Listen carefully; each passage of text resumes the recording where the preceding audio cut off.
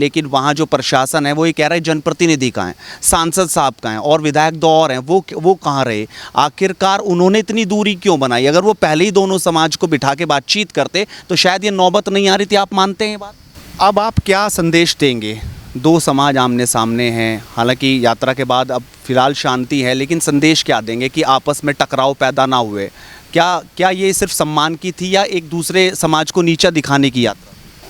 कैराना सांसद से आपकी बात हुई फ़ोन पे इस यात्रा से पहले? 23 तारीख, 24 तारीख, 25, 26, 27, 28 दोनों समाज आपस में न टकराए और हम शांतिपूर्ण तरीके से, क्योंकि महापुरुष किसी एक समाज के नहीं होते, वो पूरे देश के हैं। उन्होंने जो काम किए वो पूरे देश के लिए किए हैं। हम उनमें उनका बंटवारा न करके शांतिपूर्ण तरीके से और सद्भावना से ये शांति ना फैले। इस वक्त मैं पहुंचा हूं शामली। मेरे साथ हैं पूर्व कैबिनेट मंत्री और बीजेपी नेता चौधरी वीरेंद्र सिंह। उन्हीं से आज बातचीत करेंगे, क्योंकि गौरव गुर्जर यात्रा के बाद उनका पक्ष जानना बेहद ज़रूरी है। किस तरीके से वो सामंजस्य बिठाएंगे दोनों बिरादरियों को लेकर, उन्हीं से बातचीत करेंगे। तो शुरुआत करते हैं। चौधरी साहब, बहुत स्वागत आपका एडवांस इंडिया पर। और कैसे अब आप देख रहे हैं, क्योंकि गौरव गुर्जर यात्रा निकली, सहारनपुर में सैलाब था, जनता बहुत थी और शांतिपूर्ण सब कुछ रहा। सबसे पहली प्रतिक्रिया आपकी?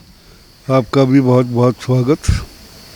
देखिए, ये गौरव गुर्जर यात्रा जो निकली है, ये 2 महीने से प्रोग्राम बना था और पहले इसमें कुछ RSS के लोग थे, इंद्रेश जी का कार्यक्रम लगा, 5 दिन की गौरव यात्रा का प्रोग्राम बना कि वहाँ क्षेत्र में चलेगी। किन्हीं कारणोंवश वो प्रोग्राम स्थगित कर दिया गया। उसके बाद फिर सहारनपुर में एक दूसरा ग्रुप उठा और उन्होंने फिर तैयारी की, वो भी स्थगित हो गए। तो 1.5-2 महीने से जो कार्यक्रम चल रहा था, उससे समाज के अंदर थोड़ा थोड़ा रोष आया। फिर अलग नौजवान लड़के उठे, उन्होंने कहा समाज की बेइज्जती होगी, ये यात्रा होनी चाहिए। मेरे पास भी आए, मैंने DM SSP से बात करी, उन्होंने कहा ना मेरे पास भेज दो। वे गए नहीं। उसके बाद वो मनीष चौहान को ले गए। वहाँ जाके जो उनकी बात हुई, लास्ट में ये गौरव यात्रा का इतना बड़ा मकसद नहीं था। जब परमिशन नहीं दी तो ये बात आई समाज की तरफ से कि हम 50-100 लड़के जाएं और वहाँ फनपुरी में वहाँ फूल चढ़ाकर और माला डालकर हम चले आएंगे, लेकिन उसकी भी परमिशन प्रशासन ने नहीं दी। इससे मैं नहीं समझता जनता में काफ़ी रोष आया समाज के अंदर, और कुछ लड़कों ने उस समाज के भी और इस समाज के भी ट्वीट करना शुरू कर दिया और उसमें दोनों के बारे में कहना, एक दूसरे पर आरोप लगाने शुरू किए। मैं थे तो चंदी, लेकिन उससे समाज के अंदर एक दूसरे में विरोध बढ़ा और समाज में जोश आया। ये गौरव यात्रा फिर निकली बिना परमिशन के। परमिशन तो मिली नहीं, लेकिन गौरव गुर्जर यात्रा निकली। हालांकि ये शांतिपूर्ण रही, ये बहुत अच्छा रहा। लेकिन अब सवाल ये है कि आप जिस समाज से हैं, वो समाज जब वहाँ सड़कों पर उतरा, बिना परमिशन के उन्होंने ये यात्रा पूरी की। अब मुकदमों की संख्या भी बहुत ज़्यादा हो गई, 2500 से ज़्यादा मुकदमे दर्ज हो गए। हालांकि अभी अज्ञात हैं, लेकिन आप इस पर अगला कदम क्या उठा रहे हैं? क्योंकि समाज आपकी मानता है, प्रशासन सब आपकी मानते हैं। अब आप किस तरह की तैयारी कर रहे हैं? कैसे जो समाज के बच्चे हैं, आप ही के समाज से जुड़े हुए, उन्हें किस तरीके से अब आप मुकदमों से बचाएंगे?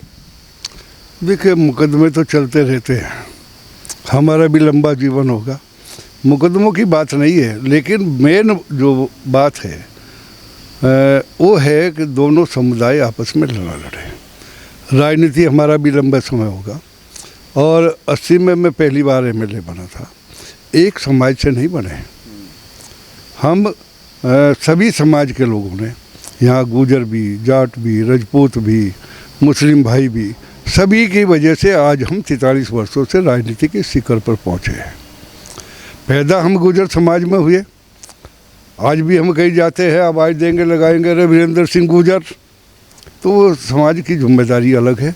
लेकिन राजनीतिक रूप से यहाँ अगर ये चंद लोग जो कर रहे हैं या कुछ लोग इस करना चाहते हैं, हमने देखा ऐसा नहीं है कोई समाज के बंटवारा करके देश को कमज़ोर किया जाएगा। पहले स्थिति क्या थी, माननीय मोदी जी जिस दिन से आए माननीय योगी जी ने बागडोर संभाली, क्या स्थिति आज प्रदेश की है, पहले यहाँ क्या हुआ करता। तो हम समाज में बंटकर पार्टी और देश को कमज़ोर करना नहीं चाहते। हमारा उद्देश्य है कि जिस स्थिति में आज हम पहुँचे हैं, पार्टी की भी जिम्मेदारी हमारे ऊपर है, हर समाज से हम जुड़े हुए हैं, तो हम इस डिवीज़न ना करा के नुकसान करें। हमारी कई नेताओं से बात हुई, हमारा प्रयास होगा कि हम दोनों समाज के लोगों में बैठकर और इसका निस्तारण करें। ये जो विरोध पैदा हुआ है, इसे समाप्त करने का काम। सवाल यही है, ये 29 तारीख से पहले भी हो सकता था। यहाँ से मनीष चौहान को शामली जाना पड़ा, मुलाकात करनी पड़ी, लेकिन वहाँ जो प्रशासन है वो ये कह रहा है जनप्रतिनिधि कहाँ हैं, सांसद साहब कहाँ हैं, और विधायक 2 और हैं, वो कहाँ रहे। आखिरकार उन्होंने इतनी दूरी क्यों बनाई? अगर वो पहले ही दोनों समाज को बिठा के बातचीत करते तो शायद ये नौबत नहीं आ रही थी। आप मानते हैं ये बात? नहीं, मैं इसलिए नहीं मानता। देखिए, पार्लियामेंट का उद्घाटन हुआ, MP साहब वहाँ मौजूद थे, वोटिंग थी 29 तारीख में, वहाँ MLC के चुनाव थे, दोनों हमारे MLA वहाँ मौजूद थे, और ये नहीं पता था कि इतना बड़ा ये सैलाब खड़ा होगा या ऐसी परिस्थिति पैदा होगी, ये किसी को उम्मीद नहीं थी। इसलिए उन्हें दौड़ देना, चूँकि उन्हें लखनऊ बुलाया गया था, वोट डालनी थी, MP साहब को दिल्ली रहना था। तो ये हम लोग अगर ये कहें कि भाई किसकी कमजोरी है, तो समाज में एक जुनून पैदा हुआ, और उस जुनून का ये हुआ को उसकी वजह से। लेकिन मैं शुक्रिया अदा करता हूँ कि ऊपर वाले का कि ये शांतिपूर्ण तरीके से हुआ, कोई घटना वहाँ नहीं घटी। मनीष चौहान का इसमें बड़ा रोल रहा, वो यहाँ से खुद गए, उन्होंने बातचीत भी करी प्रशासन से भी और लोगों को समझाया भी। कैसे आप देखते हैं इस कम उम्र में जिस तरीके से खुद उन्होंने जिम्मेदारी ली वहाँ पहुँचने की, और एक राजनीतिक करियर बहुत बड़ा है उसको भी एक तरह से दांव पे लगा दिया, क्योंकि बीजेपी में तो ये संदेश चला गया कि मनीष ने इस तरह की ये यात्रा निकलवाई।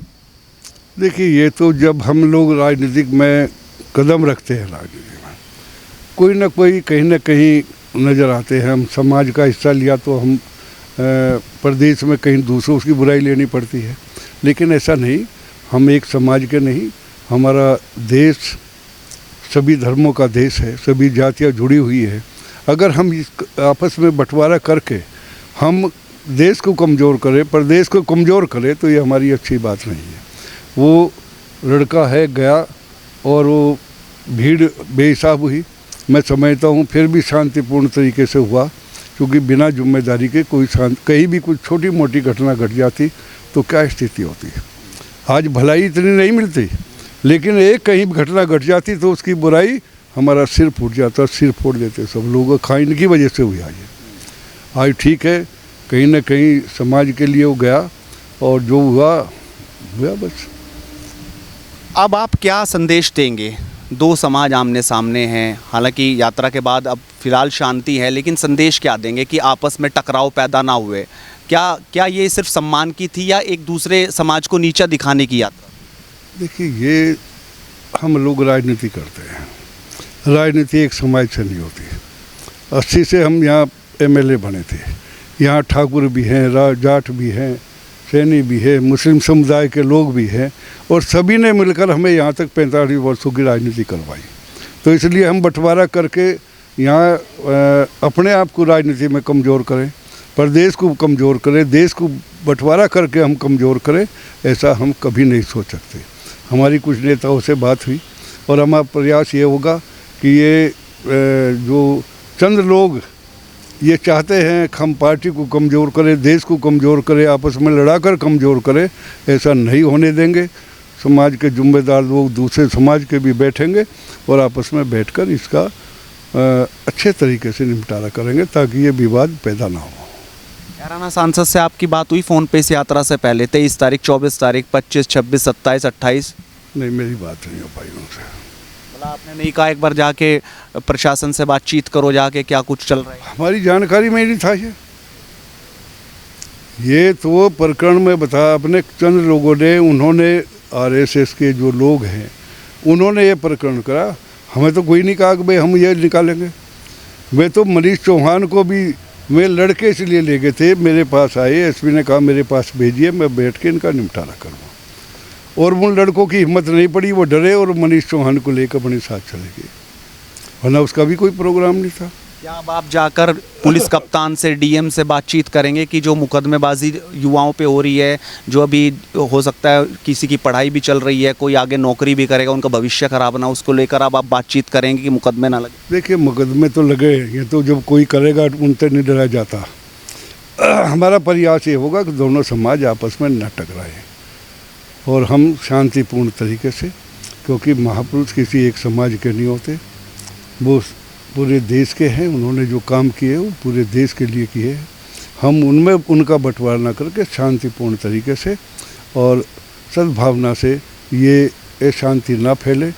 विपक्षी दल जो चाहता है भारतीय जनता पार्टी को कमज़ोर करना, जातियों में डिवीज़न करना, उनकी जो प्रोग्राम है उसे सफल ना होने दे और शांतिपूर्ण तरीके से पार्टी के प्रति भी हम वफादार हैं। माननीय योगी जी ने क्या व्यवस्था की, समाज के हम बंटवारे को लेकर लड़े, लेकिन आज देश कहाँ पहुँचा है। माननीय मोदी जी ने, योगी जी ने प्रदेश की क्या व्यवस्था की है। यहाँ जहाँ बैठे यहाँ निकलने की स्थिति थी, लेकिन उन सब बातों को भी हमें देखना है कि देश में, प्रदेश में कानून व्यवस्था ठीक रहे, विकास चले और शांतिपूर्ण तरीके से बैठेंगे, दोनों समाज के नेता बैठेंगे और इसका निस्तारण करेंगे। चौधरी वीरेंद्र सिंह जो साफ तौर पर कह रहे हैं कि टकराव नहीं होना चाहिए, दोनों बिरादरी के जो नेता हैं वो बैठेंगे और इस पूरे प्रकरण को खत्म करने का काम करेंगे।